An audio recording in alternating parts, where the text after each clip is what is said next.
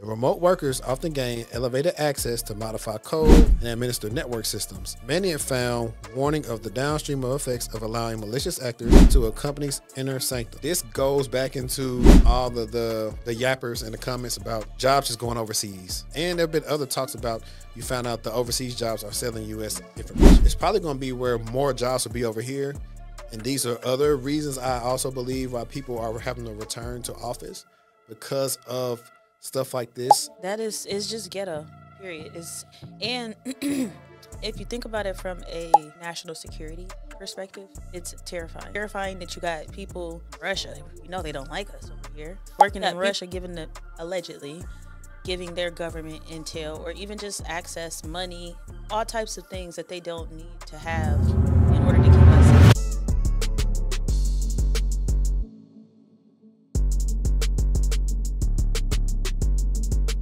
This video is being brought to you by Level Up in Tech. It's Q3 in 2024, but you still have time to get into the cloud. With the quick search for cloud, Indeed, you can see over 44,000 jobs are listed that is related or pertaining to the cloud. Now, that is a lot. But if you're watching this right now, you might be thinking, well, how do I learn the skills to get into the cloud? Well, we got you covered. Level Up in Tech is one of the best, if not the best, program related to getting people into the cloud. At Level Up in Tech, you can learn about server config and troubleshooting, the AWS cloud, infrastructure as code, CI/CD, scripting, containerization, and more. And also, they now also have a new multi-cloud AI engineering program that is dedicated to help you have the latest and greatest skills to help you be marketable in this tech market. They post more testimonials than almost any program that I could think of. Check them out. Now, if you're ready to start your cloud career today, then use the link in my description to go to levelupintech.com/tech so you can start your career. And plus, they'll know that I sent you. But on to the video. That part would be if I'll probably leave for a Patreon or whatever. Now, we got a lot of, I guess you didn't finish it, so. Power? Yeah, you didn't finish that, so. Yeah, I only got to the part where Tyreek and them was trying to figure out what to do. So you didn't get far. They made up, yeah. The siblings, well, they seem like they made up, yeah.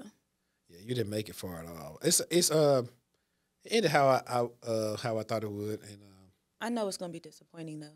I don't think it's gonna be disappointing. I think with what they had to work with, it's fine because you got to think about it, the stars never give them the amount of episodes in the season they really want. But why? If the show is popping, it doesn't make sense. Why is the show even being canceled? Money. I don't think it's actually being canceled. I think they're going to probably eventually, slowly but surely, pick it back up somewhere else. Go to the old format. What is that old? Because they could put more money into it if they don't have so many spinoffs. What do you mean the old format? Remember, it used to be one power. It wasn't power this, goes power force. that. Yeah, so I think they're going to go back into that. And while that's happening, 50 years building up his stuff, so he'll be able to. He need to call Tyler Perry. He already been. He call said Tyler like why his stuff ain't done. Like if you want to film something, he'll try to probably film in Atlanta. Cause speaking of, another show that's back on is Zatima. Do you watch Zatima? No. With Lou Duval, not Lou Duval. What's his name? Duval. Is Ellis. that on FX? No. BT. Nope. BT Plus. But BT Plus been having some good stuff lately. Yeah. So like Zatima is like a spinoff in its own freaking verse of Sisters. Like Sisters start everything. I started Sisters and I stopped it. Yeah, it's like Sisters, All the Queen's Men. I started that too. Zatima and Bruh. But Bruh is like the. No, I heard Bruh was really good. Bruh is trash. What? That's what the comedian do, right? Yeah. Yeah. I watch Bruh just to watch it, but it's trash. Like the situations that happen in it aren't believable. That's the reason why like I was trying to watch Sisters to figure out what the correlation was with Zach and Fatima, but I can't because it's like stupid. I was like, you ain't gonna tell me some of these educated women on this show are this dumb. Like when I was watching the show. You ain't seen Waiting to Exhale? Yeah. Yeah. Same thing. But I'm saying like I like shows that got character progression. Me too. Like Leon by Snowfall. Love him. Love him. Hey. He's my favorite character. I'm not even lying. He grew on me because he was so thug and then he just got so tender. I love that. I love that. Teach me how to scrabble. And then even just like the last episode, him still having such a big role in the last episode because he made it out. Franklin I don't didn't.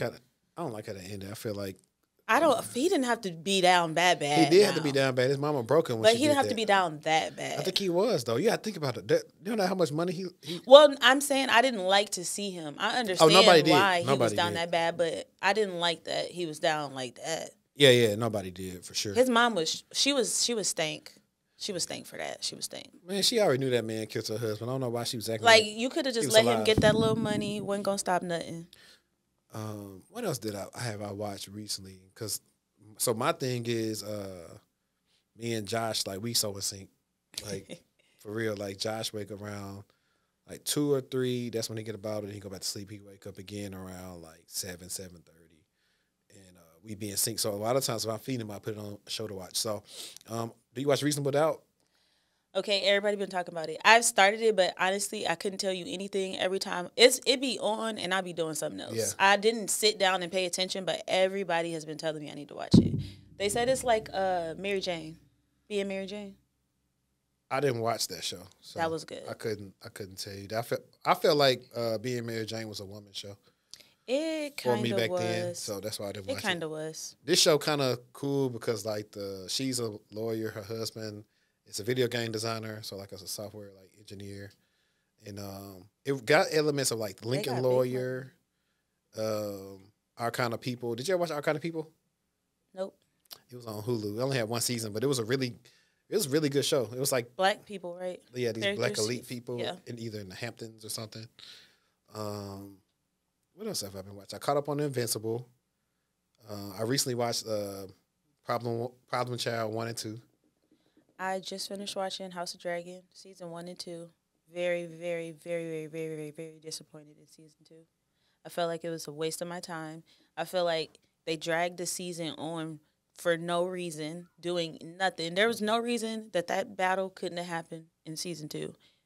Why was we on episode 8 and the battle still ain't happened? And it started on the last season, the last episode. So I'm disappointed. And I know what's going to happen next because, yeah.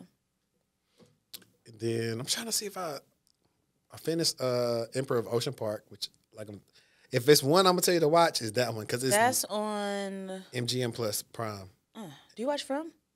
I need to. It's so good. You know what I started watching? What? I watched like 2 or 3 episodes. Claws with a K. I think it's with a K. What's her name? Niecy Nash or whatever her name is. I like her.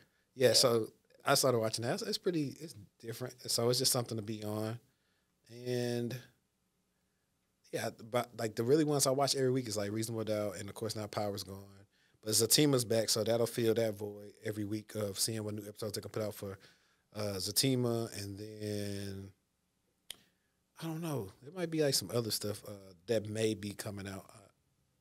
It's hard to keep up with everything. I like people that are detached from reality, like 90 Days. Like, what is it? Love After Lockup, Life After Lockup. You can find me over there. They are outrageous. It's insane. Like, there's no way that any of that's scripted. No way. We need to find another Never Ever Mets. They need to bring that show back. They do, but with some people who go make us believe in them. Did you watch the other one? What was the other one? Where the couples both came there and they wasn't really on good terms. Oh, you talking about like they like the family come in and they try to like talk to them, see if they're gonna stay married? I do like that one too. That one is off the chain. Oh, that one's called Family or Fiance, I think.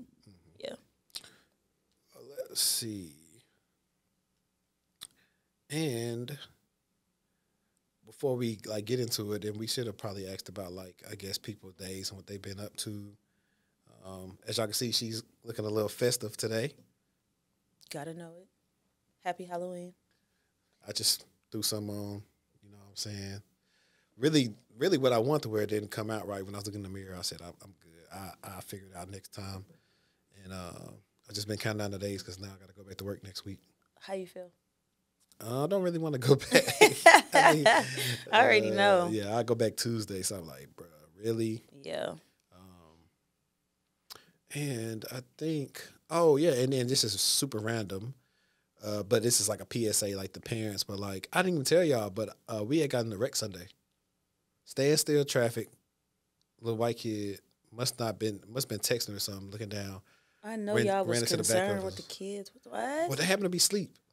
So, Sunday, we took the girls to the Cheeky Monkey, and Marquise and Chelsea actually met us there. So that actually made it pretty cool. Then after that, where did I take them? I think we had the birthday cake, and then They was wore out. yeah, that was sleep.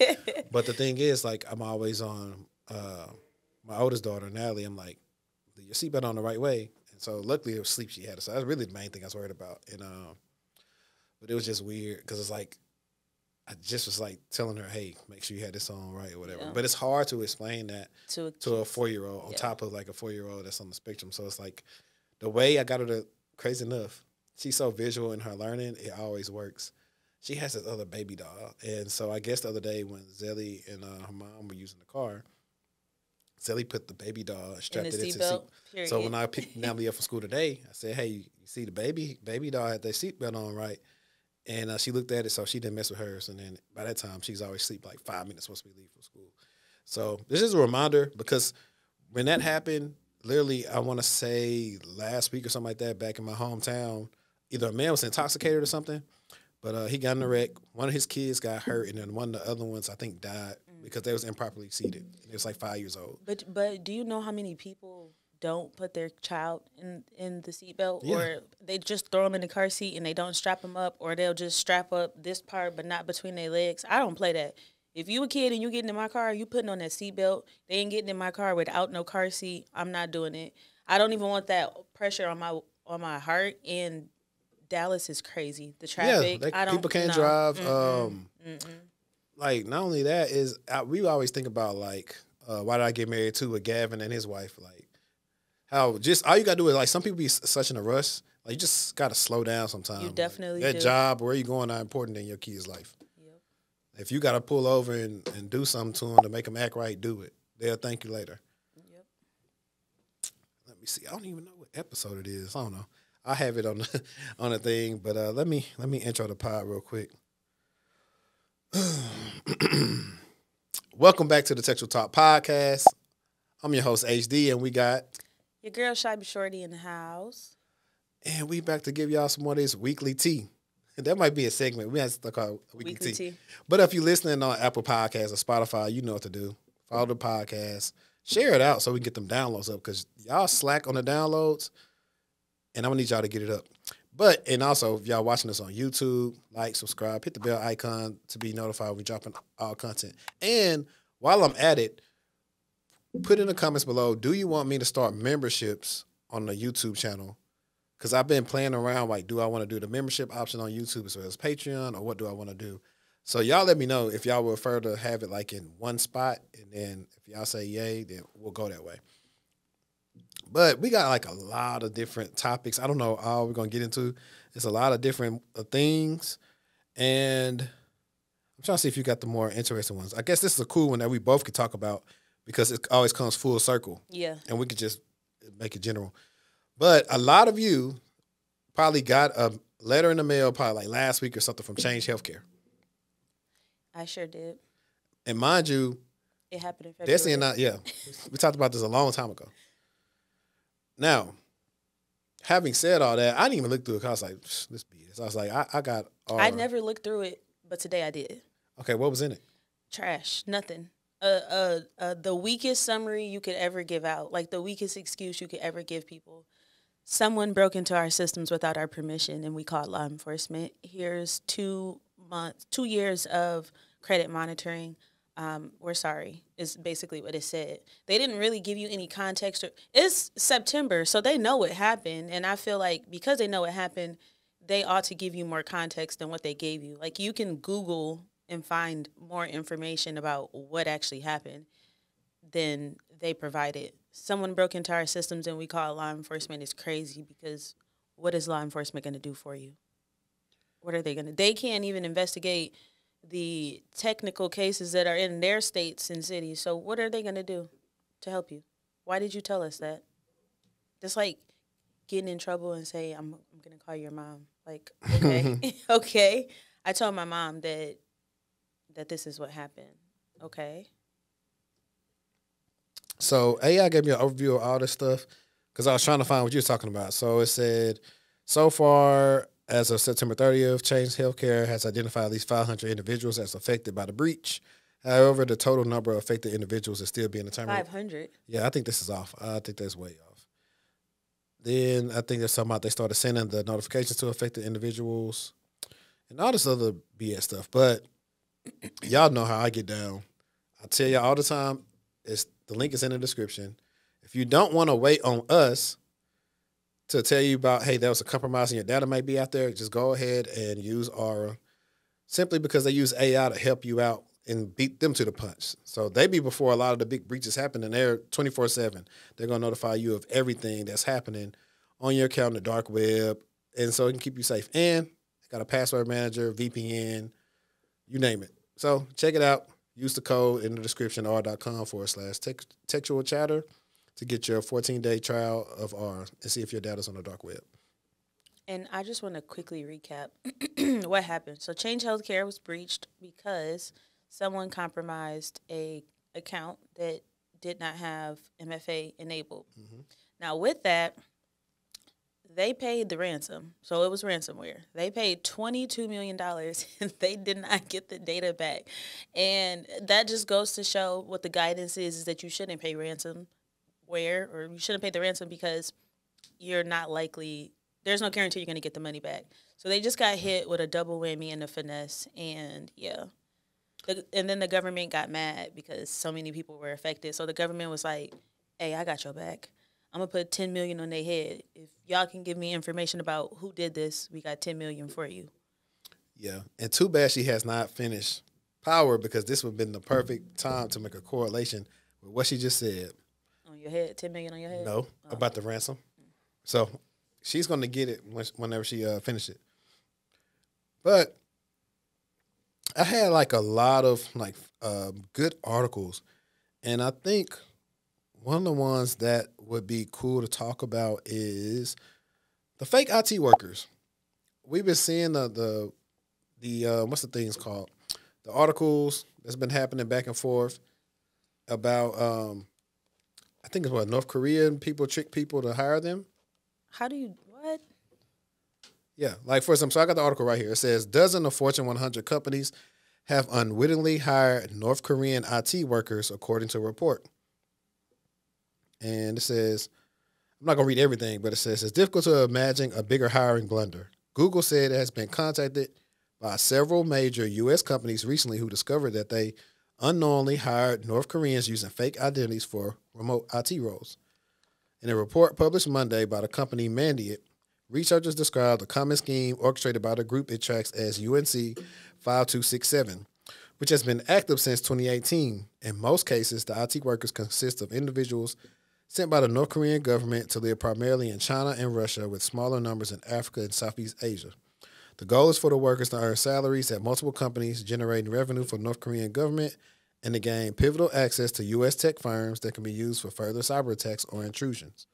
The remote workers often gain elevated access to modify code and administer network systems. Many have found warning of the downstream effects of allowing malicious actors into a company's inner sanctum. Now, I'm going to pause right there because this is actually pretty interesting, because this goes back into all the yappers in the comments about jobs just going overseas. And this is always one of the things that people are thinking about. And there have been other talks about you found out the overseas jobs are selling U.S. information. So eventually, I don't know what crossroads they're going to get at, but it's probably going to be where more jobs will be over here. And these are other reasons I also believe why people are having to return to office, because of stuff like this. I know, fun fact, when I recorded an episode with one of my past clients the other week, and he was telling me about one of his first incidents witnessing within like week 1 or 2 on the job was they found somebody who was a fake worker. So they messed up and they logged in from somewhere they weren't supposed to log into. The ghetto. It's ghetto. It's just ghetto, period. And if you think about it from a national security perspective, it's terrifying. Yeah. It's terrifying that you got people from Russia. We know they don't like us over here. We got people that's working in Russia allegedly giving their government intel or even just access money, all types of things that they don't need to have in order to keep us safe here. I don't know what needs to happen, but that's something that they have to take a bit more serious. Yeah, so I know like 3 years ago when this thing was going on, it would be it'd be actual people. So like, say for instance, I interviewed for the job, but Destiny was the one doing the work for me day to day. So people used to do like that. Yeah, yep. I've seen that, but I don't. Yeah, but what happens with some of the people was the people that passed the interview, the same people who were doing the job couldn't do the job. So exactly, this is pretty tricky. Don't be surprised that, and this is why if you want to be smart, just go ahead whenever you're working from home on a company device, put something over your camera, because you won't be surprised what they'll be looking at, trying to see if like what you're doing and who's who. Are you the person that they hired? So I think that's what one of the things they're going to get into. I want to see some more. I've been hearing that some companies are, let's say you get locked out of your account and you have to call help desk or whatever. They're requiring them to turn their camera on and show their ID in the camera, which it could be a fake. So yeah. Yeah, it's so many. Like, don't even get me started. And then like, what if the person that's supposed to be verifying you is not taking that role seriously? You know. Not only that, they just haven't been trained accordingly. Like I said, one of the things that attackers do, if they get access to your account, they compromise your account. If they know the help desk number, they'll call back in and just try and get information and see how they can get MFA on their device. Yep. Versus get it enabled on that new device or add a new device under that user's profile. Yep. Yeah. So that's one of the things where there should be other things like, yeah, if you compromise me, cool. But if you don't know my alias, like my SSO or something like that, you shouldn't be able to log in. I'm team alias. I think that should be something that's implemented within companies. Yeah, I think most companies have it. The smart ones. Some people don't know nothing about it. They just getting started up.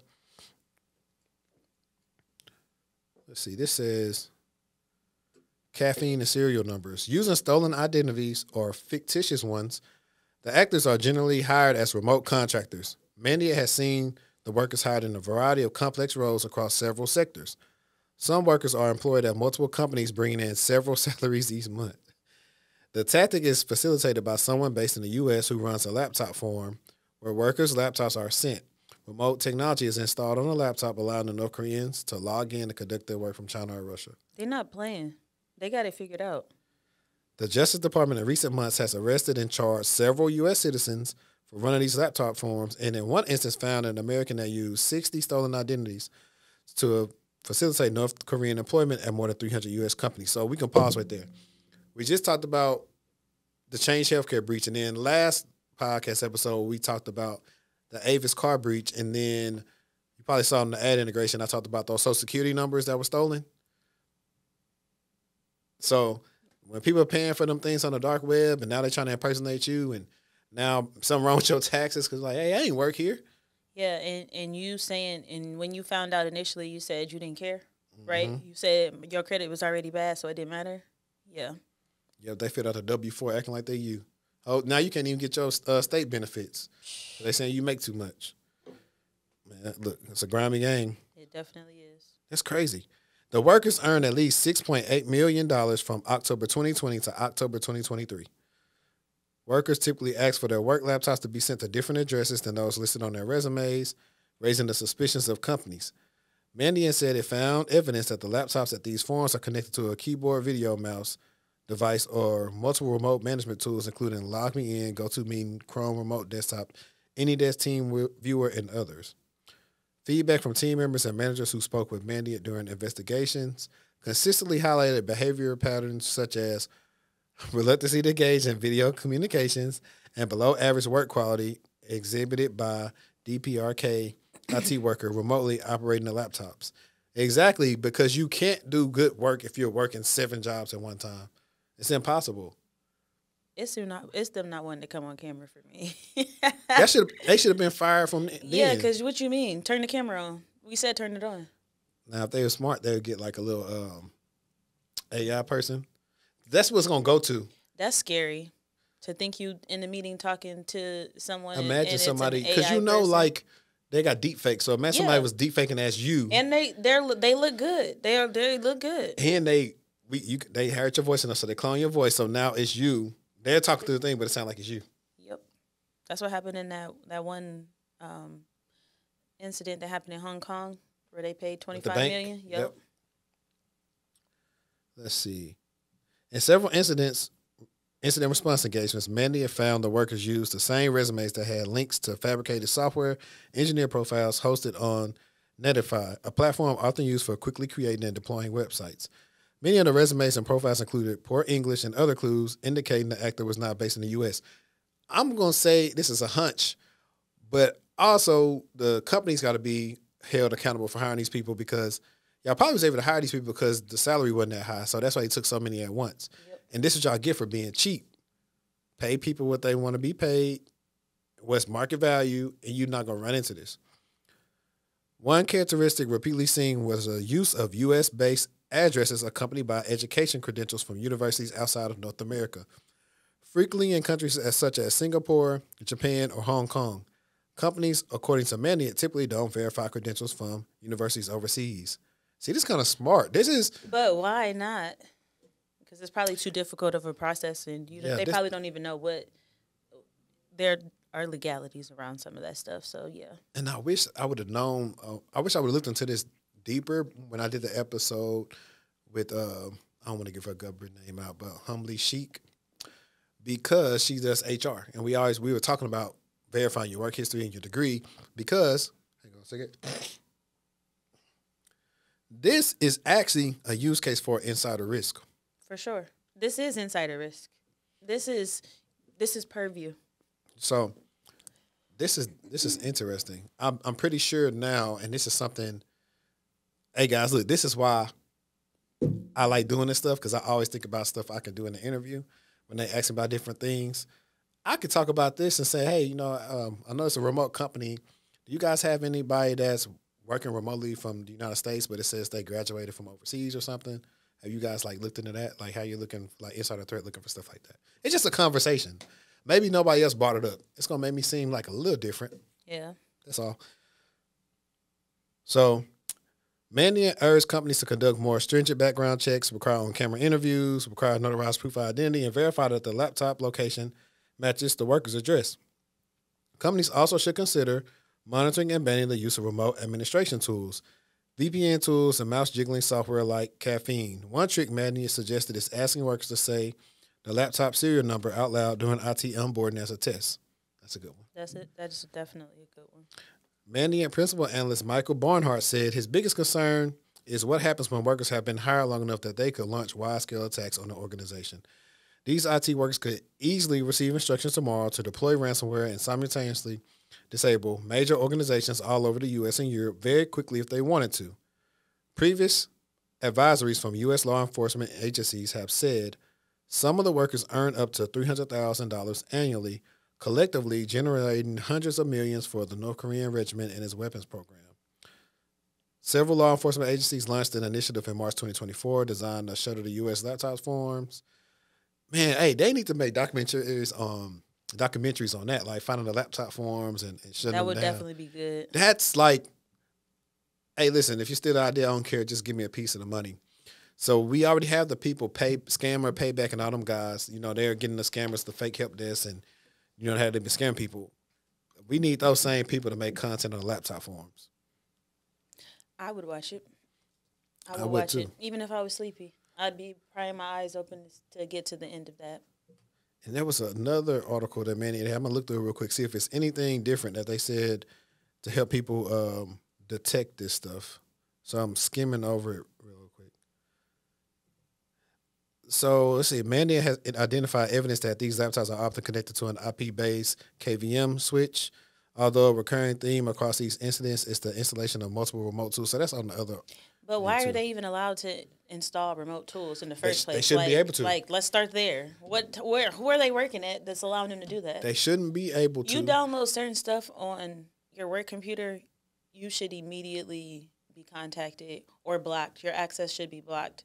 For example, Kali Linux. Well, actually, it shouldn't even let them download it. If you were to try to download Kali Linux and you're not a pen tester, what you need, your access needs to be revoked until you have some conversations to figure. Was that you? So I wouldn't say necessarily just revoke it because that could be jumping the gun, but it would immediately trigger some type of DLP event. And Immediately. Like, this person, what they're trying to do, I'm trying to test whatever, and then you'll say, well, we got, Pluralsight and other stuff like that. Don't download it on a work computer. But the thing is, to even mitigate that, IT has to, when they image these devices, there are certain things that you cannot download from the internet. And then even if you can download them, they must require admin approval, but you have to call into the help desk so they install it. And there's going to be stuff that say, hey, we can't install. You got to get what's the thing called? You got to ask your manager or something about it, and then they said they can install that. So I blame the companies for lax controls. Them too. Same, especially with the downloading of tools. We know what mouse jiggling software looks like. Why are you even allowing that to be? Yeah. Well, if you're smart, you don't plug it into your computer. You use a mouse jiggler that's not connected to your computer. So if they aren't. I know. At all. I'm trying to see what the person doing the laptop for him has to be making a lot of money though. And has to be very smart. Yeah, and I think, that's tough too because then there's separation of like with the ISP and all that stuff. But then I think even the ISP, I'm trying to see if the laptop form, is it labeling stuff as an actual business? So it looks like they got workers connected to all these different things from one location or what? That is a good question. I didn't even think about that. So, I mean, it's pretty cool. Like, it's crazy how much fun it is to be a thief. But let me see. I know you had this. Which one? What about this to either to catch a predator or the ChatGPT one you got? I want to do the catch a predator one because I love the kids and I don't play about the kids. And more people need to take security seriously when it comes to their children. So the title of this article is To Catch a Predator Admin, The Power of OSINT. So there was a group designed to attract men and women with the same vile mindset. Among the many threads, a user named Joe Hayes shared a link to his private WhatsApp community. It was a thread amid a tangled yarn, and CR2 decided to follow on it to see where it landed. What she discovered was among some of the worst she had ever encountered. So CSAM stands for Child Sexual Abuse Material. So if you hear that acronym, that's what it's referencing.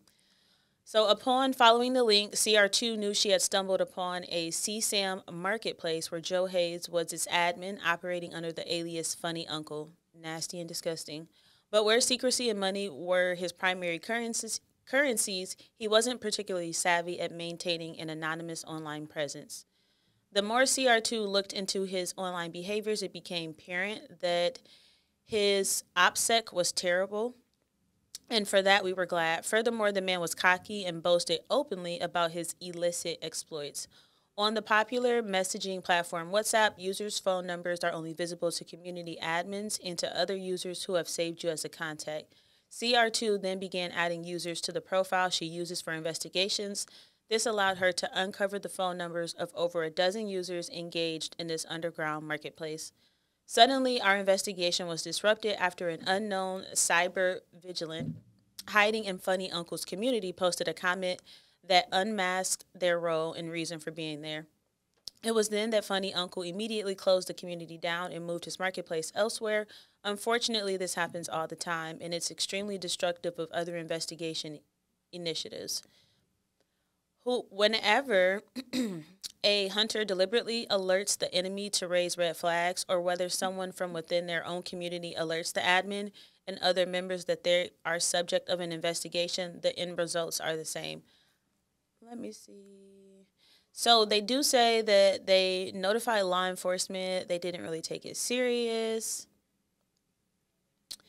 Let's see. As our investigation came to a close, we knew everything about Joseph Hayes. He was divorced with a young daughter between them. We knew he operated on Telegram and the dark web. We knew which groups he ran and how he obtained the marketplace for the content for the marketplace for distribution. This person who's writing this says, I'm a former black hat computer hacker and spent 11 years in prison for hacking. I have good reason not to trust law enforcement, but for this, I set my differences aside. There are no repercussions unless law enforcement themselves are leading the investigation, and since we're not FBI agents, our reports are just tossed into the queue while we hopefully await for triage for the severity of our reports. When you see the very child predators you reported a year ago continue to operate undisturbed, you have every reason to believe that the reporting system is ineffective. And that's kind of where it talks about.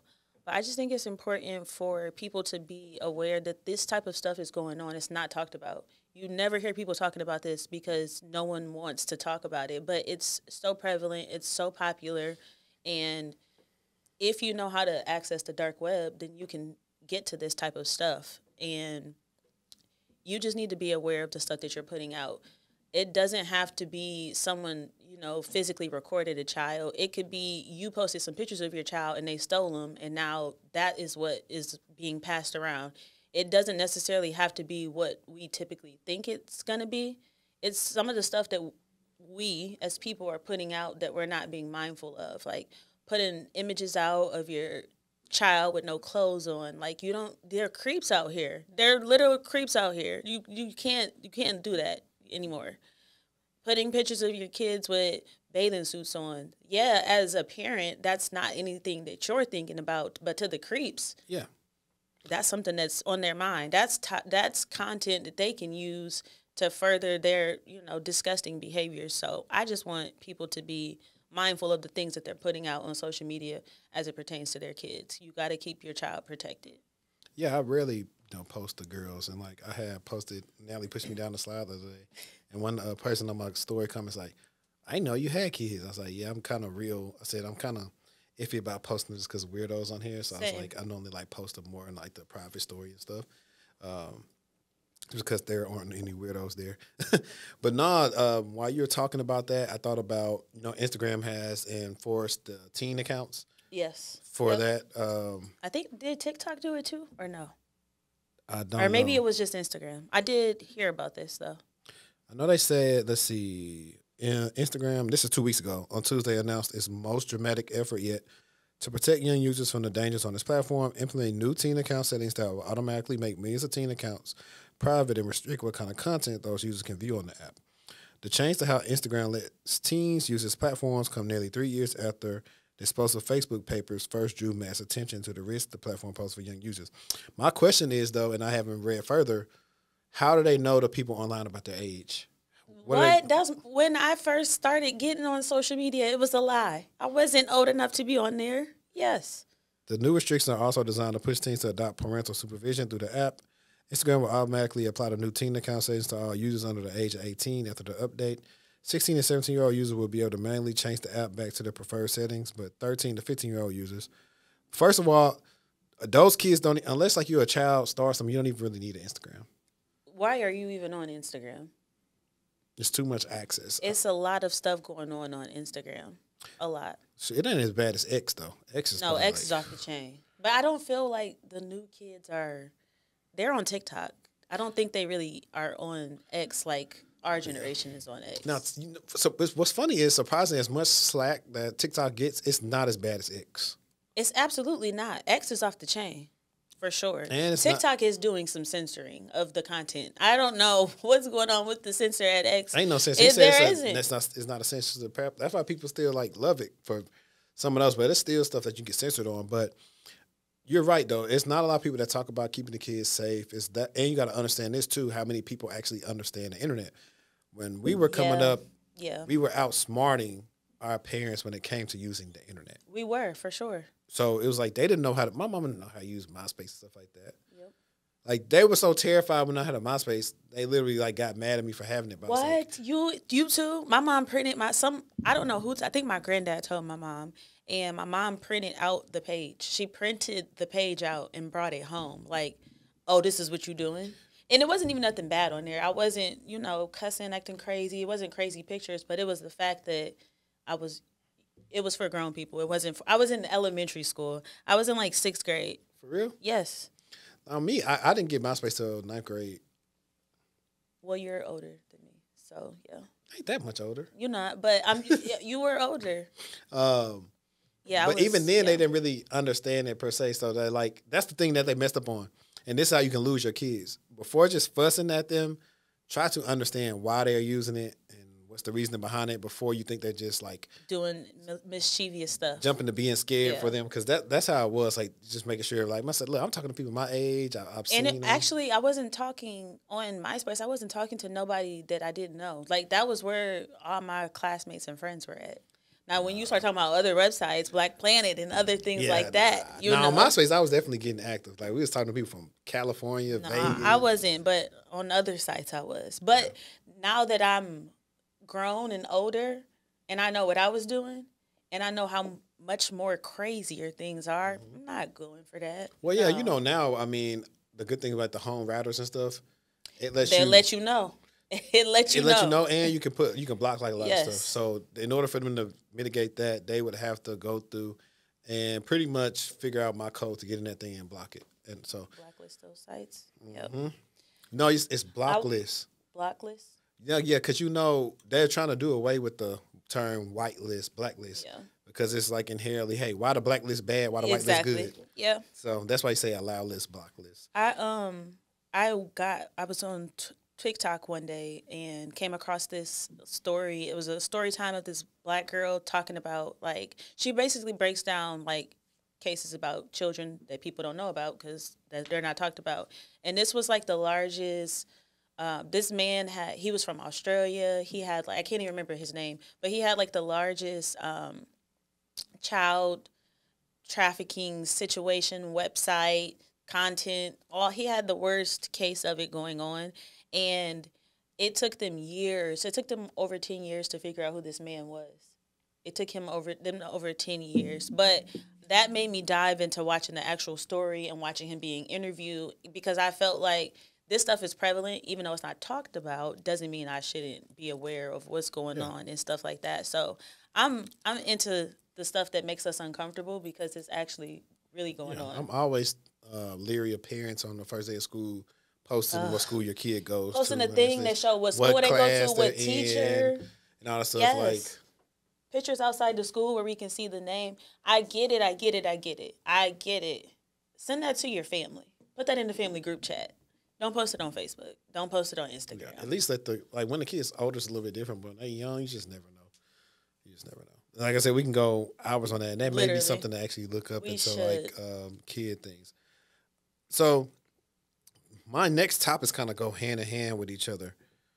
One of the ones I want to talk about is I came across this post the other day. Somebody tagged me in, and I'm going to find it. It's on LinkedIn because I actually talked to the young man, but I already know what his issue is. It stems also from my Twitter thing. Was that the guy who said who put the banner thing? Yeah, yep.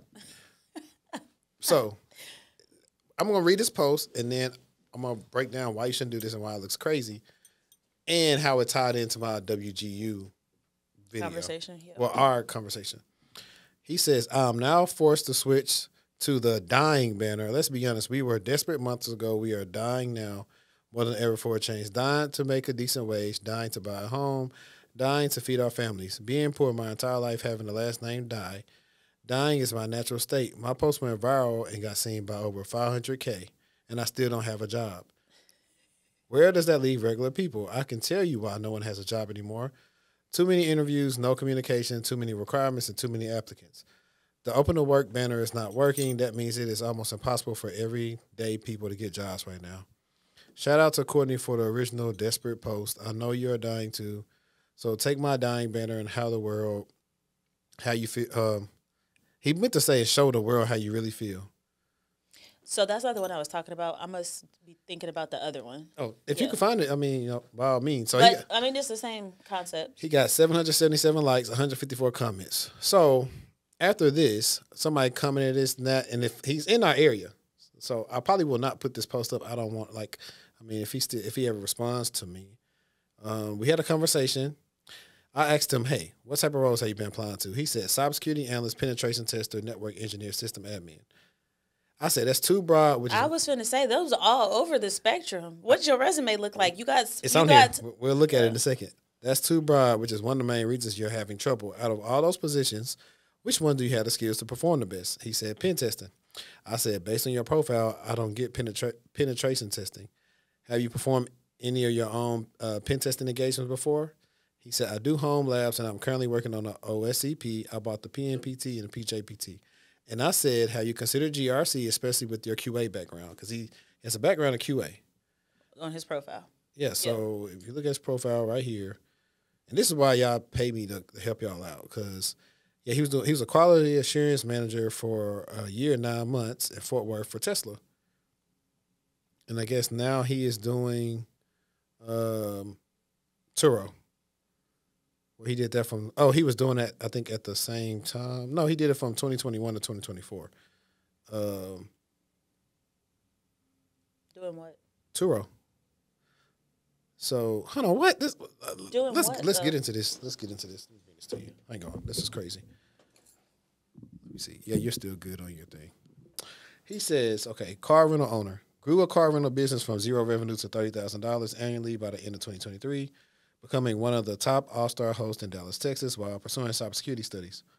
Achieved a 5-star rating through the business existence, demonstrated exceptional service quality, maintained security and performance of the fleet of vehicles, completing over 200 5-star trips through diligent maintenance and repairs, conducted OSINT and risk assessments to provide data-driven insights for strategic decisions, including vehicle assessments, whatever. What is? I don't know. So his education, 2 WGU degrees. But no certifications. No, he got certifications. You do? Let me see if he have them listed on here. They're listed right here, but I mean his resume is right here too. So here's his resume. So when he says he's applying all these things, and I'm trying to see, okay, I went and looked at this. So you got these as your technical skills, but then when I go through the resume, I don't see the skills being used. Yeah, in the descriptions. And you got all these certs on here that don't really mean anything. You got volunteer work, which like the companies don't care about. So I was like, he needs to expand more on what he's doing here. Yeah, that's why. And what he's doing here, he needs to apply that stuff and the certification stuff to make it make more sense. He can actually, I'm not the resume guy, but I can. Well, it's look not at even him, about the resume thing. So like, this guy absolutely remove the volunteer stuff. Yeah, that could be on your your LinkedIn, but no one cares. Like if you were to put affiliations, cool, but no. Yeah, so like the resume isn't bad, but it just don't have the contents it need, and that's why he's dying. He hasn't responded back to me. I'll probably hit him up next week just to see how he's doing, and then let me go find my post.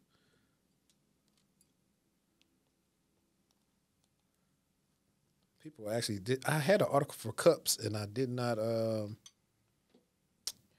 put it on here. But so I made a tweet thread. What do you want to call it? I said there's a guy on LinkedIn that got his certs and WGU degree, but hasn't found any work. He even made a LinkedIn banner to show dying. But honestly, the reason he can't find anything is lack of strategy and lack of skills for the roles he's applying to. I said he's trying to jump into pen testing without anything to showcase those skills. He has a QA background. I told him to look into GRC. And then that's when I posted, that video. I said, y'all go check this out. And then other people saw it. And these are all us that have jobs. And shout out to Aria. She was like, seems like a mix of not having the right strategy, missing some key skills for the jobs he's going after. Just having a degree isn't enough. He needs to focus on building up the experience or specific skills employers are looking for. Networking could help too, connecting with people in the field. Just like you connected with him and you're able to look really quick and look at, I'm like, if I was looking for a job and a person that got a decade of experience was trying to help me, I would reply back as fast as possible. So stuff like that be letting me know you just don't know, you want to be seen. People have to be reasonable. What current skills do you have and how does it translate to a role you actually qualify for? Get your foot in the door where you can and learn more skills later. But he probably really thought that he was showcasing that skill set. But that's why it's important to have a community and a network to bounce stuff off of. Because your friends will tell you, hey, man, this is crazy. Ain't no way you're trying to be the president and you ain't got no credentials behind it. Yeah. So, guys, just because you got certs and a resume and degrees, that doesn't mean they're going to hire you. Because I think something he feels about the way he's going about it is right, and it's not, because he don't have the skills to do all those roles. He should just pick one and go there. That's what I tell people who, if you could fit into maybe 2 categories, you need to have 2 resumes. You have to, because they're looking for specific things for a pen tester than they're looking for a security analyst. They are using different tools. And it's just it's that simple. I can't use a pen tester application. I could probably use a pen testing application to get a security analyst role, but I can't use the opposite. I can't think about how to say that, but I couldn't do the opposite. What, the security engineer role? I couldn't use a security analyst resume to get a pen testing role.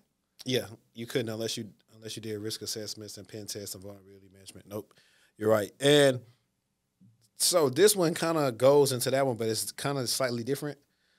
And it was titled, Business Insider says, a millennial has been looking for a tech job for over a year after being laid off. He says AI and being black have worked against him.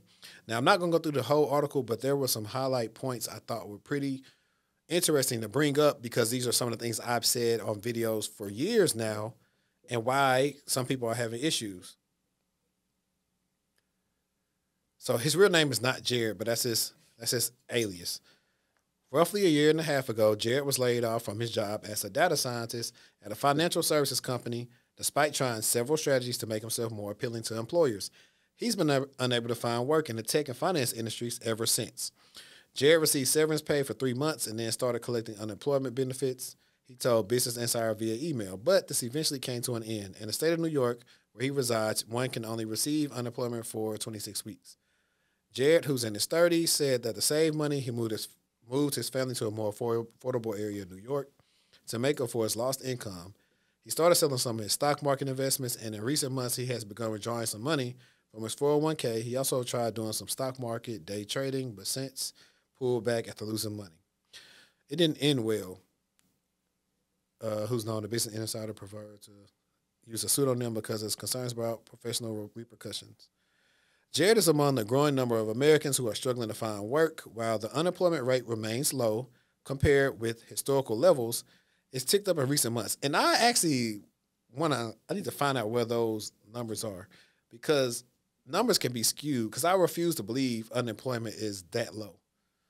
One or two things: people don't want to work, which I agree to an extent, but some of them jobs pay minimum wage where you can't even live. Yeah. And then other stuff is just BS. They just are saying like the numbers are low, but they're not really low. It's all a facade. And the people who are looking for jobs, whether it be because they were laid off, have just graduated from college, or are returning to the workforce, are having a harder time finding employment than they did a few years ago when job openings were at record levels. It's because businesses across the U.S. economy have been significantly pulled back on hiring. Monthly hires as a share of overall employment levels have been hovering at lows not seen in a decade. Excluding a temporary dip in 2020, the ratio of job openings to unemployed people, an indicator of job availability, has declined considerably over the past 2 years. Where are they getting that data from? Labor statistics via Fred. So they did cite the source for that one. What's more, hiring on LinkedIn was down in July compared with the prior years in 19 and 20 industries. Jared shared the top strategies he's used to boost his chances in today's job market. So he said there could be some discrimination during the hiring process. He thought several factors could help him explain why his job hunt has been particularly difficult. First, he pointed to the challenging job market, particularly in the tech, finance, and consulting industries where he's largely been applying. He said the tech industry has been the primary focus. You need to look at another industry. Thank you. What? The first thing that came to my head was the medical field. Why not? You're still doing tech. You're still doing cyber. You're still helping protect and, he's a data scientist. Even better. Yeah. Even better. All that data they got. Man, all the companies are looking for it. And here's look, if you are a data scientist, I got a friend he's either data engineer or data scientist. What is a data scientist? What? Let's ask Siri. Hey, Siri. I can't hear me on here. A scientist of data? Me. I'm asking ChatGPT. So they work together with analysts and business to convert data insights into action. They make diagrams, graphs, and charts that represent trends and predictions. Data summarization helps stakeholders understand and implement results effectively. Statistics, programming, and domain expertise to extract valuable insights from structured and unstructured data. So they work with tools like machine learning, algorithms, predictive models, data visualization. Count me out. Count me out. Count me out. But dope. Dope. Very dope. No, that one of us I did at JP Morgan, it literally, like, if you were good at, like, manipulating data and telling a story with SQL and Power BI, easy security job. Because that's what they really want, those insights. That's what the cyber intelligence degree at UD, it's heavy on the data analytics and stuff. Nice. So he says some companies in these sectors have laid off workers and cut back hiring, resulting in more competition for fewer roles. Jared said he also thought the adoption of AI had allowed some companies to operate a little leaner with fewer employees. He said that in addition to competing with other laid-off workers, he's had to compete with new entrants to the workforce from top schools. He also said having a graduate degree, which he doesn't have, seemed to be getting more important. And that's a thing I want to talk about, too, when you are black. I actually agree with that notion of that graduate degree helping you stand out in your job search a lot of times when you're going against a lot of people, especially for higher roles. I've always felt that way. And no one can make me feel differently. I've always felt that way. I feel like it's helped it, depending on what it's in, but it does help you stand out a bit more. Because now it's like, okay, well, that person put in the time and the effort to get that done. It's a commitment. It's showing. It's not just showing that you got the credentials. It's showing, your grit. Grad school is hard. Yeah. So I agree. Like, because it's one of the things, like I was talking about with the HR expert, how if you have all these credentials, when you got your master's and a couple of certs experience, then your leverage and negotiation power during the offer stage is higher sometimes because they can check you based on what everybody else got and say, okay, we can offer him this. He said a lot of roles now require advanced graduate degrees, and even if they don't, those are people competing for these roles now. As a black man, Jared said he thought it was likely that he also faced some discrimination on his job hunt. And this is the biggest part I want to touch on. He said in 2020, everybody wanted to hire me because I was black. He said, pointing to diverse hiring initiatives rolled out in the corporate world following the murder of George Floyd. I wonder if other people of color hired during the 2020 hiring spree were also laid off in the last year or so, too.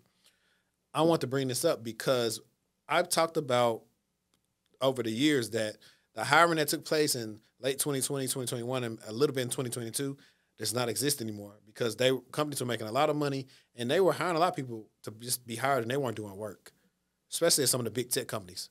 You have people from Meta saying, hey, they only hired us because they want the competitors to get us, but they weren't doing work. A lot of them weren't qualified. Despite some progress in recent decades, black men are still less likely to be working than white, Asian, and Hispanic Latino men. As of July, about 81% of black men between the ages of 25 and 54 were working. The other three groups were all between 87.5% and 89.5%.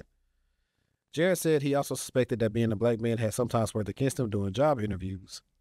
Between finance and tech, most of my interviewers are Asian or white, he said, adding, I do feel like there are a lot of prejudices working against me, but there's nothing I can do to change the way the world works.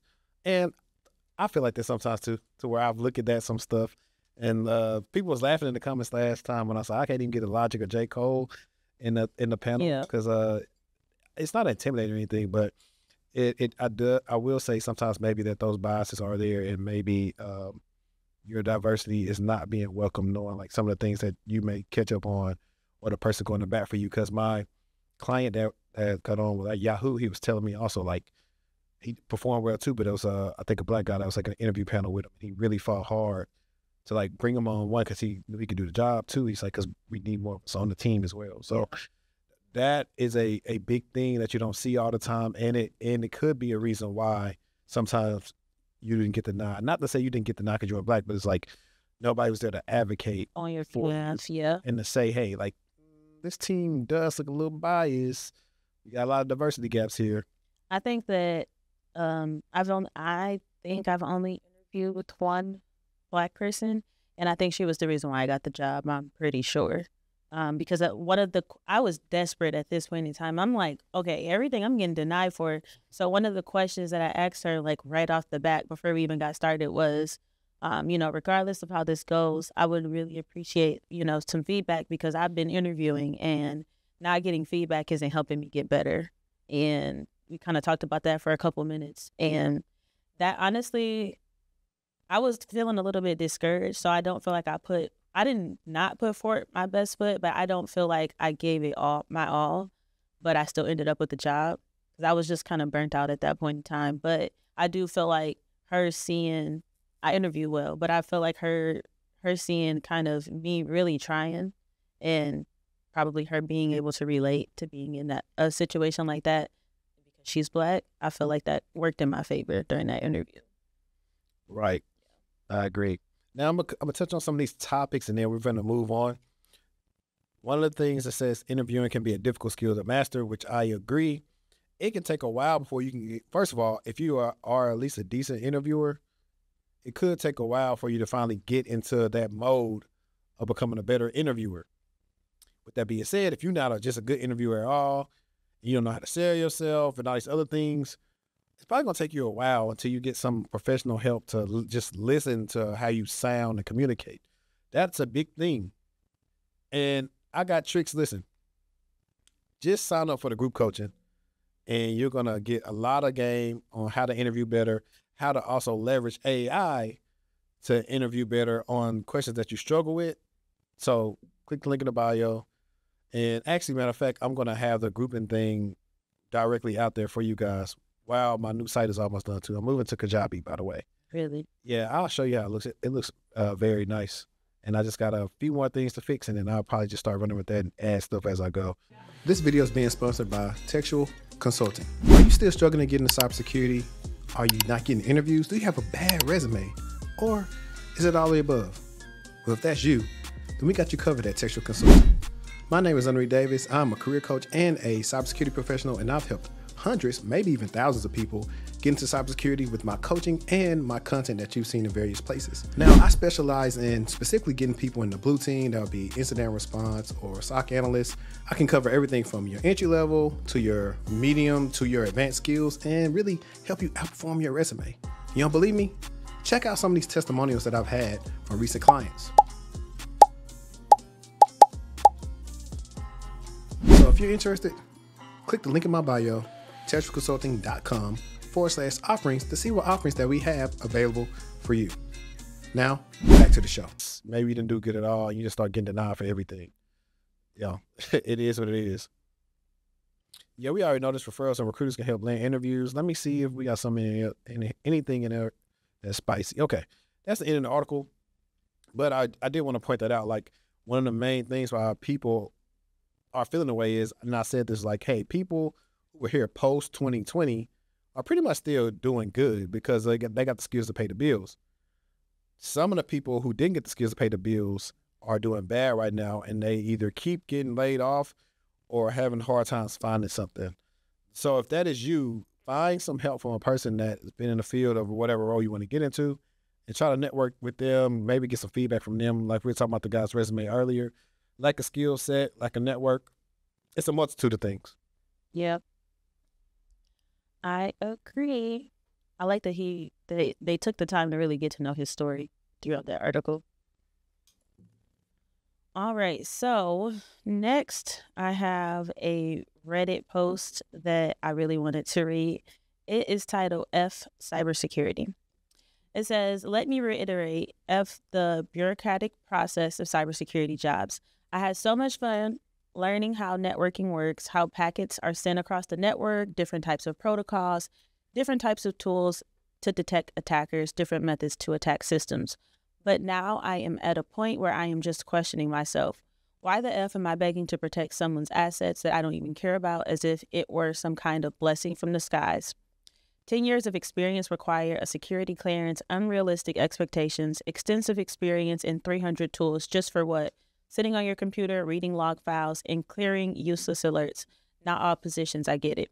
Like, come on. I'm starting to think that there is no point in the mission of safeguarding these assets. With these unrealistic expectations, it's almost as if they don't want them to be safeguarded in the first place. You know what? Let the breaches occur. I don't care anymore. LOL. Threat actors are living the life, actually using the skills they are learning to their own monetary benefits, as opposed to us cybersecurity professionals who have to beg the big boss for a paycheck and show that we are worthy at first place to even be considered for the so glorious position of protecting someone's money-making assets. I like that. And I also thought... Sound like something Lee wrote. I like it, and I think that it does pose that question. There are countries where people get convicted of technical crimes and they are not sent to jail per se. They are taught how to utilize those skills to help advance wherever they are at. And so I feel like that happens in the U.S. too. You know, they can't figure out how that got done. They don't want you to teach them or whatever the case may be. But more often than not over here, when you do harm, you're not rewarded, quote unquote, in that way. But I like the take that he had. I really appreciated the vulnerableness that he presented, because a lot of people feel like that. A lot of people are struggling. A lot of people feel like the expectations are crazy. It's too much politics. All I want to do is get in here, learn, and help the company, do whatever our goal is. And so I feel like a lot of people can relate, especially today, especially people who've been laid off, people who just graduated, got a job, and then got laid off, because that makes it harder for you. And those are the people that my heart hurts for, because the people who have industry experience, you already have the experience. You just have to land the role. But these people who just graduated and started and been working at a company for a year or less than a year, and they got laid off, they no longer qualify for recent grad roles because they're not a recent grad anymore. And so being able to be ushered into a company that way is a lot easier, as opposed to you being expected to have those 10 years of experience. Right. So I know, like, what some companies tend to do, if it's no longer early grad, they do a program called like early career. Yep. So sometimes they can qualify for that. But it just goes back to, well, for one, how my analogy is that if you are going to be in cybersecurity and you're defending in a fight, sometimes the defensive fighter has to be better than the offensive fighter, because you have to be able to predict what they're going to do next and dodge it. So that's kind of like where it comes into detecting and responding and all that good stuff. But secondly, this shows you like the way that most people try to tell you to learn how to get in cybersecurity doesn't really have one size fit all. And that is why, as much as cool it is to know stuff, it's more important to know people. Immediately, yes. That's the more important thing, to know people that actually have some type of rank at a company, people that are connected with some managers, or CISOs, recruiters, people that can go to bat for you. Yep. If they do good work, they can vouch for your character. And that's one of the ways that you can equalize versus trying to stick out in a sea of 1,000, 2,000 applicants. That's hard to do. On top of, some companies are looking for unicorns. Actually, I gotta say this all the time. Y'all probably heard me say this many times. When I'm reached out to by a recruiter, I'll be like, what the hiring manager really looking for? Because I don't care what's on the description. That description is HR. That's the HR talking, not the hiring manager, not the team that needs you. That is a legality that they have to put. Like we talked about last pod, them job descriptions don't even be giving you an accurate representation or understanding of what you'll actually be doing. It's all talk up here, too high up, not down here on what you'll actually be doing. So that is important. You ever seen that meme? It was like the job interview, and then the job, and it's like it was like all these different applications and stuff for the job, and then the job was actually just Excel. Exactly. And that's why when I had the back and forth with the guy in the comments that time, I was like, it's not the fact that cybersecurity isn't entry level. It's the fact that it actually could be entry level if they wanted it to be, because there are jobs you could teach somebody how to do with 3 to 6 months and they could do it. Yep. And that's what I'm saying. Why don't we treat it like a trade? Because it's no money in treating it like it's a trade. It's more money into go do this boot camp, go do this, go learn these certs, go get all these stuff, and now you're ready. But you're not ready because you still didn't learn anything while doing that because you're learning so many different things. Yeah. So I definitely agree with them. Hopefully that the person who wrote that, they found something. And I know, man. I want to touch on this before we get into some of the funny reactionary content. Actually, two things. I put it right here. So I had a comment, and Arya had posted it too. So we go back to AD. AD was like, my coworker is taking a job interview call for another company during our meeting, but his mic isn't muted. Oh my God, that is so embarrassing.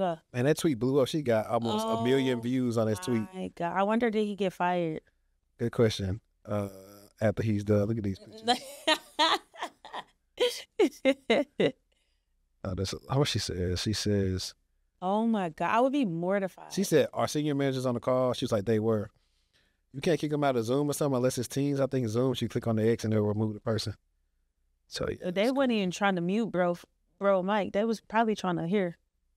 Dang, he obviously was not on his phone because he was interviewing. So he obviously, that's crazy. Interviewing during a meeting is crazy. First of all, hey man, bro, what just if you got called on? Just say you gotta take lunch. What if you got called on or something? It's a thing about like doing too much. This is a example of having too much dip on your chip. That's a lot of dip on your chip. A lot of rotel. A lot.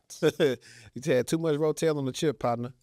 So to rectify that, you block the time off. You go do your interview, whether you got to go sit in the car or somewhere else, and you should be good to go. But if that ain't the case, don't interview. You don't want to run into that to where, hey. No, your job could potentially be on the line for something that isn't even set in stone. Like theater alone, you say, let me holler at your player. They put you in a one-on-one, and they might. Well, I'm not going to lie.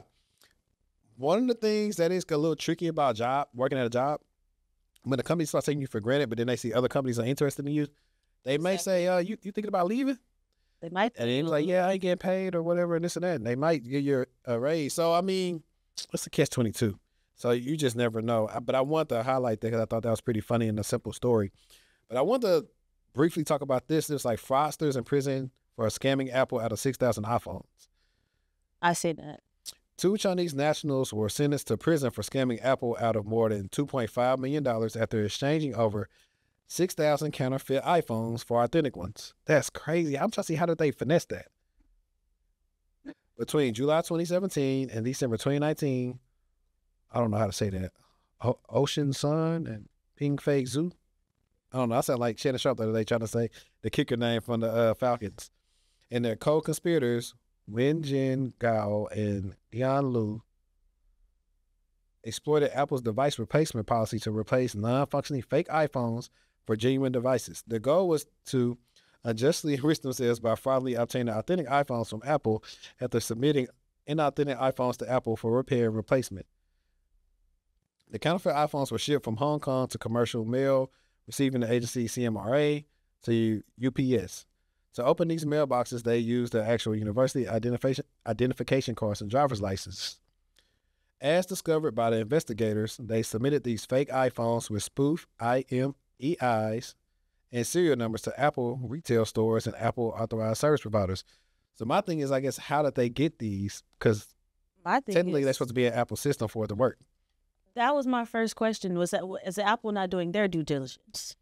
Or maybe some people had their information on the dark web and they got it or something. That could be. Apple sent them replacement iPhones via private and commercial interstate carriers, including FedEx, DLH, and UPS. The devices were then shipped back to Hong Kong, where they were sold, and the proceeds were shared amongst the conspirators.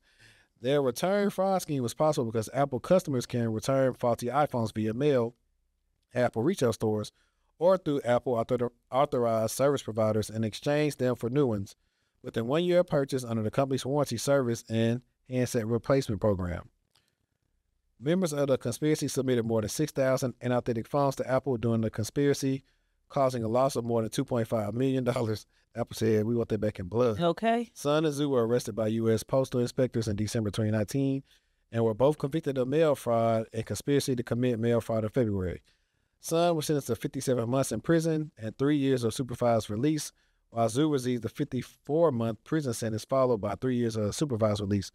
The court also ordered them to pay Apple $1,072,000 $72,200 and $397,800 in restitution, respectively. I would rather do more time. I'm not even gonna lie. I would rather do more years than you put that up on me. But that time that they serving is that's nothing. 3 years, 6 years, 3 years in. It's not even gonna be 3 years full time served, and then 3 years probation. Come on. For them, that was worth it. Right. And now, let's talk about this one. I think the people found this funny. I work for cybersecurity. I didn't tell you where I work in cybersecurity. All you need to know is cybersecurity. That's it. Yeah, you lost prevention at Ross. You ain't got the type of attitude to do cybersecurity. You lost prevention person. I don't think she worked for cybersecurity. Let me know that girl do no cybersecurity. I want to know what her role is. You lost prevention at Ross. I'm gonna have to watch the 20v1 too. Yeah. Just because that's funny. But we got a couple of TikToks that y'all like. I know you put some on here first, so I want to give you the liberty of picking what you wanted to. I like getting fired with love because I like that type of stuff. I like that one. Okay, let's get it. I have news that I don't want to share with you, but I have to. Okay, I'm prepared. And this is why I was telling you yesterday all the things that I said, which 100% are true. I am so proud of you and the work that you've done. As part of a company-wide restructure, we have to eliminate certain roles, and unfortunately, your role has been affected. I really, really enjoyed working with you. And like I've said 100 million times, I feel like a proud mom, like seeing you blossom and turn into this wonderful, wonderful teammate has been nothing short of a true pleasure. I don't ever look at things like this as like it's happening to me. It's more so happening for me. Yeah. So again, I'm sorry. I know you're an optimistic person, so it sucks. I'm sorry. It's all a part of the process. Good to me. I've learned so much. Obviously, like I'm sad to like part ways with the people that I met here, but I don't necessarily have to part ways. I can still talk to them. This might just be that final step that God's like, okay, you're gonna go all in. You need to go all in. Thank you. I really do appreciate you. Thank you. All right. Talk to you later. Bye. Bye.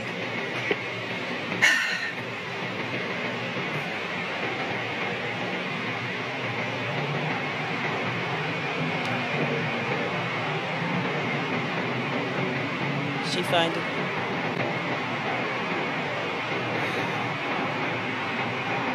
Sink or swim. So I'm not gonna lie, I'm a little skeptical of if this being real or not. Why? Look what she got on. That's the first thing I said too. I'm like, well, maybe they can't. But even that's a lot of chest. That's what I'm saying. That's a lot of chest. Even no matter how you crop it, that's still a lot of chest. So I'm like, was she on camera or is this her friend calling? Because it's very easy. And she's looking, so it looked like she was on camera. But it's very easy for me to feel like if I say, hey, this the script, we finna do a script, I got laid off. Like, I don't like to feel like, I ain't gonna lie. The reason why I feel like a lot of cap is happening because it say Atlanta. I didn't click on her page or anything. And Atlanta, they be scamming. I'm not gonna click on it either. I'll probably do some due diligence. I'll walk it back if I find out. I don't feel like coming in right now and arguing with people and say, man, you ain't really get fired. Stop lying. But if it was real, maybe she, I don't know. Because I've been looking the whole time like, what does she have on? When I said the same thing, I was like, that's a lot of cleavage. But maybe her camera was off. But it looked like there was a direct connection in the conversation. Yeah. But at least she didn't say, let me see more. So at least she didn't say, I guess, what company it allegedly is. So she possibly could be okay with this because it took the Cloudflare girl. It took her a while to find another role because of like people knew she got fired from Cloudflare. Yeah, I remember we talked about that. We actually did it on the pod. Yeah. So I'm like, so what? I think that if it's real, I have a lot of respect for the manager. You can tell that the manager is a person, and she wasn't just treating her like another number that actually hurt her to let her go. What I don't like about it though is that I'm thinking about me as the manager. What if I was being, too cool with you and you recorded me and now I'm at risk? So I don't think that's an issue. Why? What's wrong with that? She's a people manager. Well, what if she said something that maybe she shouldn't have said to her and she was trying to show love and, Yeah, but I would. If that's the case, then she needs to quit too because I didn't see nothing wrong. With her approach. I mean, she could have cropped it out, but I'm just saying that's the risk that you put people at recording them. You know, in situations like that, that is prevalent today, and it's a little bit concerning. Yeah, I'm definitely going to go back on her page to see if this is real. Cause I'm like, they be like, that's how you be dressing when you work from home? I should have looked at the comments because I'm sure somebody said that in the comments. I'm sure someone said that. Right. This is a popular topic that people like to talk about right here. And it's about why you were ghosted. I have something to confess. I was a recruiter for a really long time, and yes, I ghosted candidates. And I want to explain why I ghosted candidates, mostly because I was a lazy recruiter. I was lazy, and I would get overwhelmed. But I was only ghosting the candidates that weren't going to get hired. I know that doesn't make it any better, but here's how to make sure you're not getting ghosted by recruiters. A lot of people think of the call with the recruiter as just something that you have to get out of the way in order to talk to the hiring manager. But in reality, the recruiter is the person who's pitching you to the hiring manager. So if the recruiter isn't bought into you, guess what? You're not getting pitched to the hiring manager. How do you make sure that the recruiter buys into you? First, you have to make sure that you're relevant. You have the relevant experience that's needed for the job. That's first and foremost. Second is when you're talking to that recruiter, talk to them like they're a human being. Don't talk to them like they're a waste of time. Don't talk to them like they're the hiring manager's help. Okay, because I used to get that all the time.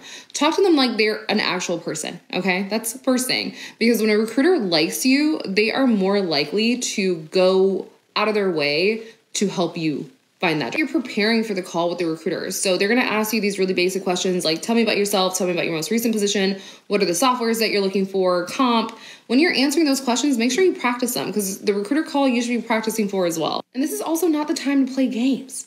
Don't be playing games with the recruiter. Again, if they're calling you up and they're like, hey, what salary are you looking for? And you're like, I don't want to answer that question. Okay, bye. I have literally 1,000 other applicants I could talk to. Treat the hiring process like the recruiter is your friend. Think of the recruiter as your talent agent and treat it as such. I have something to confess. I was a recruiter. I like that. Yeah, I think she used to work at Meta or something. But yeah, that's why we go through in the calls, everything, like working on that pitch. Like when they say, I got screening come outside, boom. I want you to record your, tell me about yourself, and I want to hear it. I just want to hear how you sound. Because it's like everything. I'm like, look, this is the first time, it's like your first impression, your first date.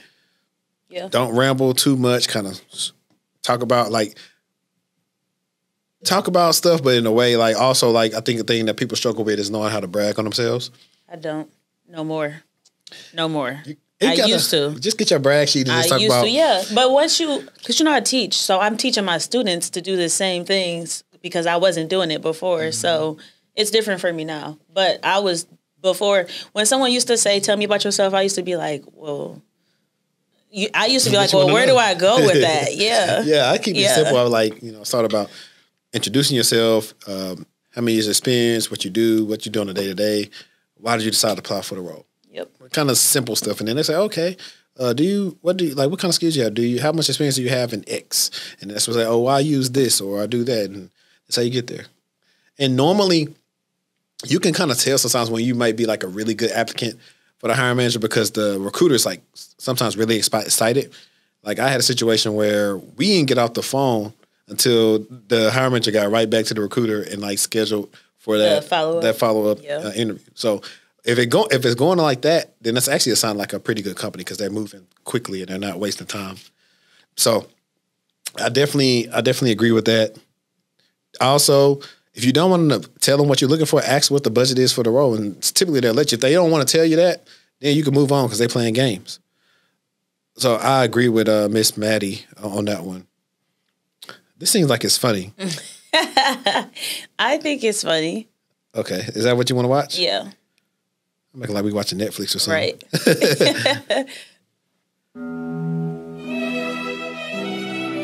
Put your clothes back on. We're going to discuss how, if given the right opportunity, many other YS campus can actually be computer scientists, engineers, or work in cybersecurity. Because why not? They could. I think they don't want to because they want the money too quick and fast.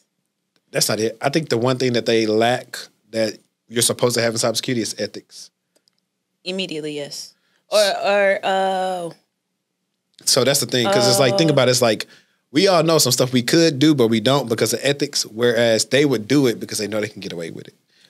Because, like, for example, I can see, like, people's messages and emails and stuff, but I don't go through and look through that. I don't think that I don't think that they, I mean, it's cybersecurity is more of a thing now, but I don't think they even understand what they know and where they could go doing it in a legitimate way. I think that too. Yeah, like but that's the hard thing is like when you go back, it's like, well, I was making all this. Like, why do I got to go do it this way when I know I can do this? Yeah. So you typically see this work. And it's always going to be a morals thing, like you said. Yeah. You typically see this work out good for people that do bug bounty though and stuff like they just gifted at it. That's why I love my episodes with Xavier where he's talking about like hacking the MacBook at the hackathon, saying I bet I can hack it, and getting a job just from hacking the thing at the hackathon. I was going to say Macathon, but so there are instances like that. Like so, for scammers, I definitely would see them working maybe more red team, maybe or blue. I don't know. Maybe getting into phishing. Yeah, like they're doing a whole bunch. Phishing for sure. They're getting into a whole lot of stuff. When the incident happens right before the weekend. That one's really quick. It's quicker than the last one. Let me see. This is one that I was talking about earlier that we want them to watch real quick. There are people less qualified than you who would bring less value to a job than you would bring, but will get more jobs and more opportunities than you because they can communicate the value that they do bring better than you can communicate the value that you bring. They can tell their story. A job search is a storytelling effort. And most people, when they think about telling their career story, they actually think about telling their career log. If someone says, tell me about yourself, and you respond, well, I spent the first 6 years of my career in finance, and I started as an analyst, and then I worked my way up, you're not communicating much value, and they'll probably pretty quickly tune you out. Rather than just giving a time log of your career, you want to think of 1 to 3 adjectives or descriptions of yourself and build your story around those. So if someone says, tell me about yourself, you can say, I am dependable. Throughout my career, I've been that person that leadership gives a project to, and then they forget about it because they know it's going to get done. I'm innovative. At my last job, I came up with a brand new system of triaging support tickets, and it doubled the amount of tickets one support agent could get through in a week. Figure out the 1 to 3 things that make you valuable. That's actually good advice. And when you're looking for a job, anytime you get to pitch yourself to somebody, whether it's through a resume or through an interview, make sure you sear those things onto their brain so that it's crystal clear the value that you could bring. There are people less. I agree. I like that because some people, when you are in an interview and they say, tell me about yourself, they start telling you like, I was born and raised, and they're not prepared. They don't know. They don't know. A couple of my clients used to do that, and I'd be like, I was like, listen, if they don't ask you where you from, don't tell them. But I actually do like that. I think the problem they run into for some people is that people less experienced, they don't have enough stories. Exactly. So if you don't have enough stories, kind of just keep it very simple to the point, and then kind of talk about like skill set and what you do. But if you are an experienced person, try this method out and see how it helps you stand out when you're interviewing. So that's pretty cool. That's definitely a dope one. I know you said you want to watch the incident one. We don't have to. It's quick. I don't know. We can. It's really quick. Yeah, all these are like quick. They're not long. Oh, that's facts. That makes me think of like Log4j and just all kind of crazy stuff that was going on. And it was like on the later half of the week when you want to relax and you can't, and you got to get it fixed over the weekend. Yeah, my only one feeling like that was WannaCry. And like I remember I looked at so many IP addresses one time. We used to do like the Panama schedule. We used to work like 3 or 4 days and then be off like 3 or 4 days. I threw my laptop. I ain't look at no type of numbers for a while. I said I don't want to see another number. Have you been mandated to assist with some type of recovery effort over the weekend for something big that has happened? Not yet. Yeah. Not yet. Only when I'm on call. Do you feel like that would be something you would be looking forward to, or do you feel like you would kind of feel overwhelmed? I look forward to it because that's what you sign up for. And 2, it's not an everyday thing.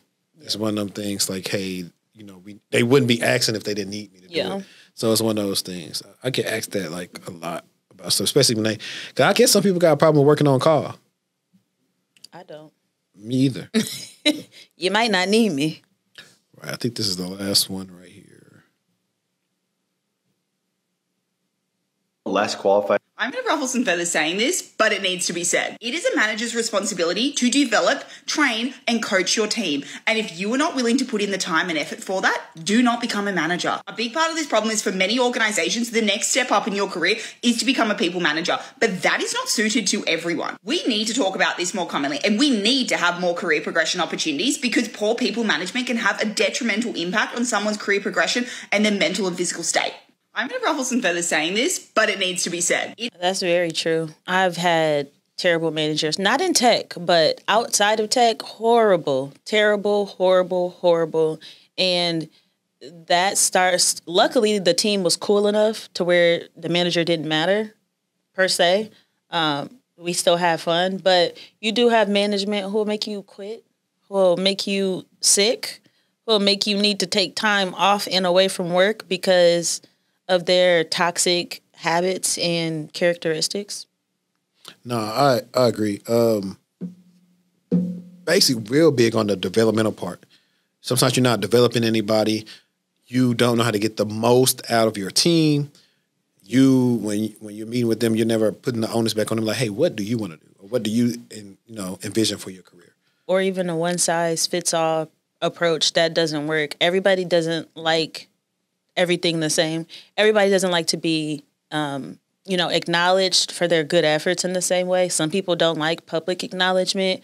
Some people prefer to stay in the back, even though they're excelling and being, a superstar. So everybody's not the same. And I feel like a lot of the time leadership will try to put everyone in the same bucket and kind of maneuver or work with people in the same way, but you can't do that. Yeah. So if you do find that happening to you and you don't see, that's where sometimes where your stagnation can come. You could possibly look at maybe to try to get on another team, or that's a lot of times when somebody decides that they're getting ready to leave a company because they're not getting what they need. I've done that, and I'll do it again. Yep. And I'm not going to get into the article, but I will be saying this for my YouTube users that upload YouTube Shorts. October 15th, YouTube will now extend Shorts length to at least 3 minutes. So now it'll be like TikTok, so it's going to be in the Shorts feed, and that should help out with the watch time. Because right now, if it's over 60 seconds, then it counts as a regular video, and it's not the same because you can't make thumbnails for it and all the other BS stuff that happens with Shorts. Instagram needs to do it too. Thank you. Yeah, they do. The whole time I thought I uploaded a 4-minute video, and it was 1 minute and 12 seconds. Yeah, I look at that before. I saw it's not. I was so mad this morning when I realized that. That's why I had to post it on my story, the full story. Exactly, but I mean, when it comes to that. I was going to say TikTok is the best at that. I literally just TikTok is the best option. I haven't ever did any video. I don't even barely. You can upload whole videos on X. Like I think I'm about to start trying to see if I can upload. No, you can do whole podcast videos. Really? I'm gonna start uploading that and see how that works for the growth of the show. Yeah. And see how that works. But now last time you was a little mum on. Your favorite movie or something. I used to talk about funny enough, when we were at the place, Cheeky Monkey Sunday, Chelsea was, we was doing something, and we was up there playing with Natalie, so she's talking about just keep swimming. I was like, what you doing watching Finding Nemo? And I only knew that from you because you talking about just keep swimming. I was like, yes. I'm going to have to watch that now because I tried to watch it with the girls at one time. They didn't like it, but I think, when they like it, when they were younger, their attention span and pain and stuff, it was not good, but now they'll sit down and actually watch stuff. Like I can tell you how many times I've watched Inside Out the last couple of weeks. I heard it was so good. I still haven't seen. Is it 2? Right? It's 2, right? It's 2. Yeah. The first one and the second one. Yeah, Natalie loves it. So it's worth the watch. Yeah. I just saw a TikTok the other day of someone saying the way that they explain the emotions is adults aren't even able to explain their emotions in that way. Yeah. For sure. There's joy is the star of the show. Anger? The red? Everybody like anger. Yeah. Anger is red. It's a lot. And anxiety too, right? You got anxiety. You got sadness. You got a lot of sadness is all relax in the face. You got a lot of them on there. For me, what movies was I watching recently? I think I said I was watching Problem Child and just laughing at like how bad Big Ben or Junior was. Like laughing at the dude that was in jail, thought he was writing to somebody named JR, but he was actually Junior. So when he got out, he was like, this dude is a kid. And all the different stuff. And Big Ben, and then number 2, where, man, they was doing some crazy stuff. Shot the boy with the water hose, put the roaches in the food. I know you was experienced at that part right there. Mm-hmm.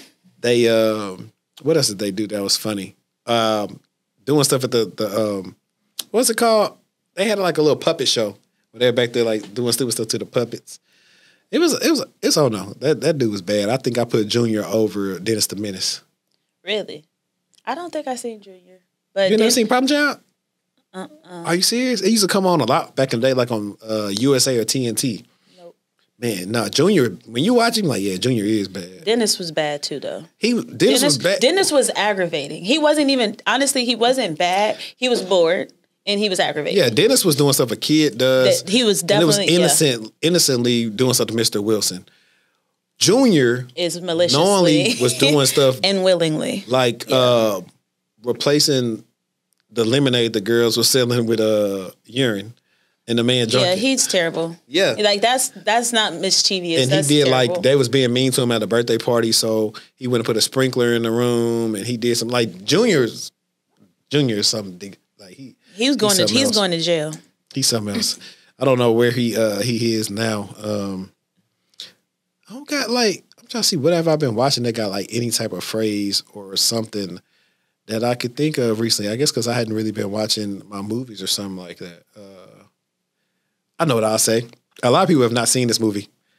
But if you can guess the name, I'm not going to say the name of the movie, but if you can guess where this phrase comes from, I'll give you like a free consult.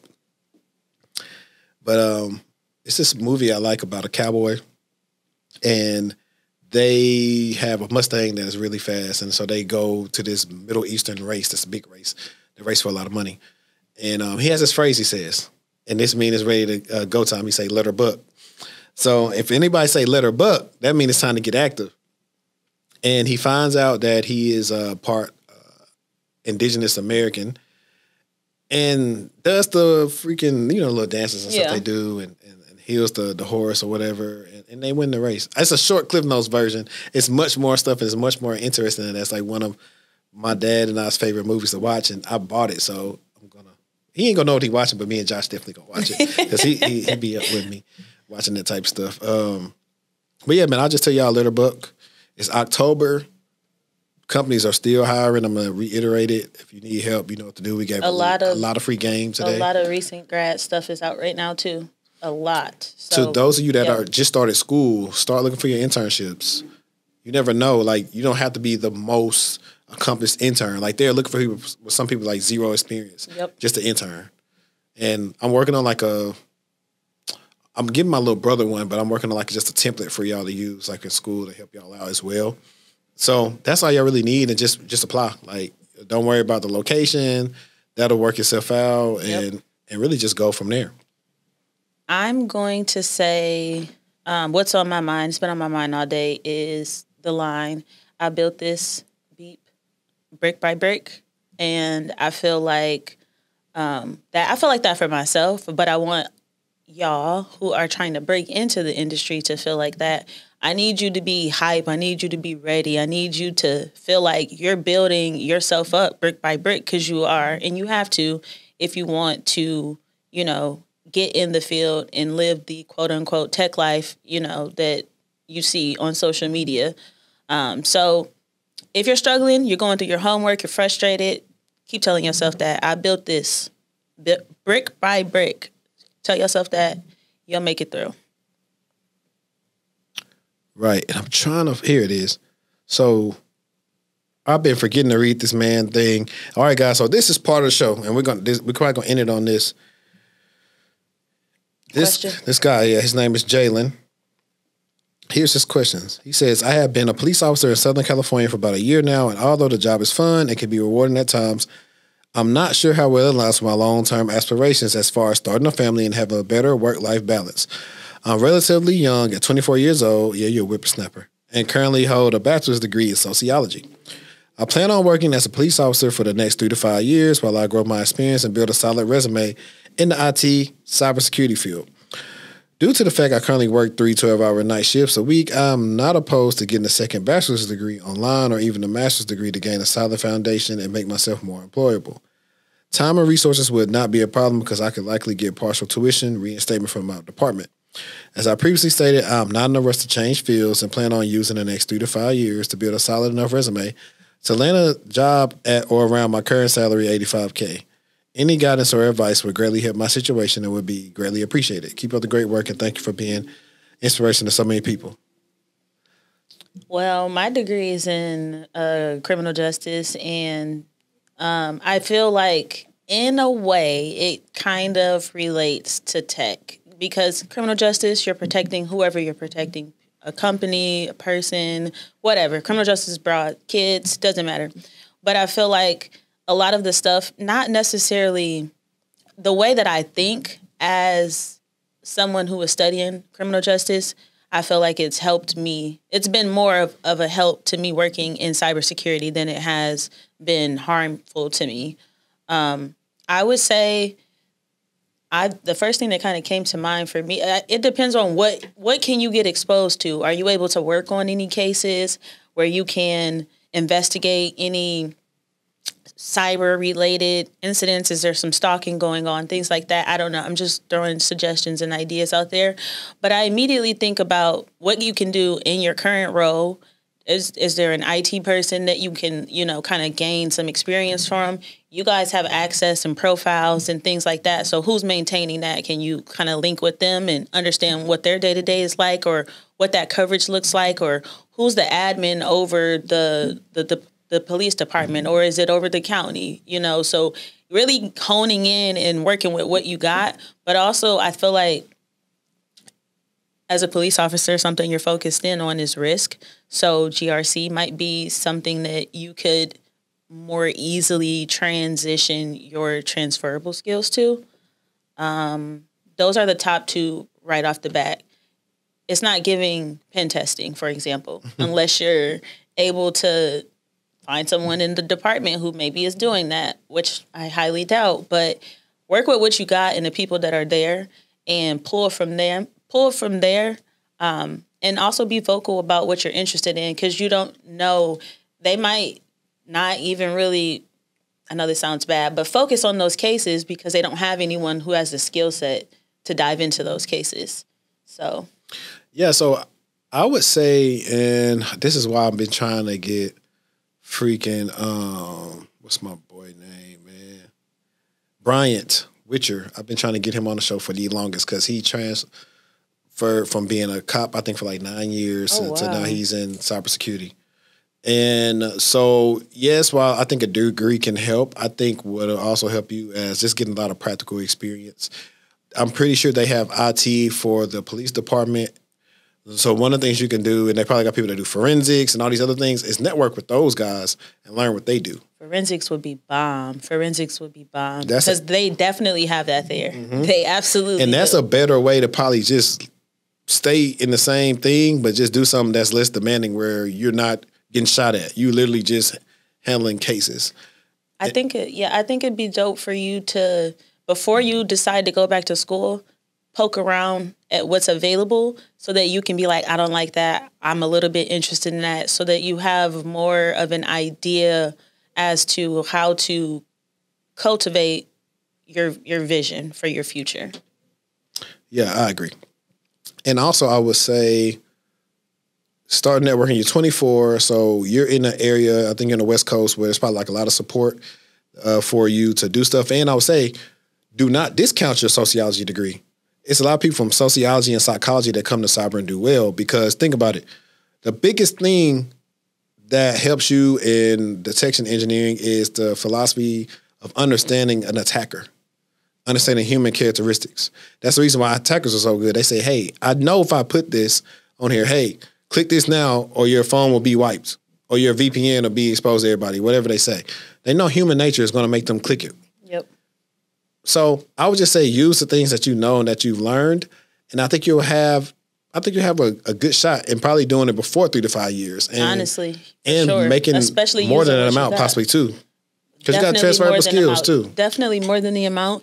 And you're in I think you said California, right? Yeah, look into Threat Intel too. You're in a tech hub, so get out and go to some networking events and meet some people and start making friends and connections to talk to different people to see what they're doing and how they got started. Because everyone has a unique story as to how they got started in the industry. Yep, I agree. But with that being said, we are going to end the show for today. I appreciate everybody that's been tuning in, and those of you that have been subscribed to the Patreon, keep on subscribing to the Patreon. We're finna take this thing, like I've been putting on X, I'm saying, hey, we taking the pod to the level, and as you can see, that's what we're doing. And we're gonna keep on going up. So I appreciate everybody that's been rocking with us. And until next week, and until next time, let's stay textual and we out. Peace.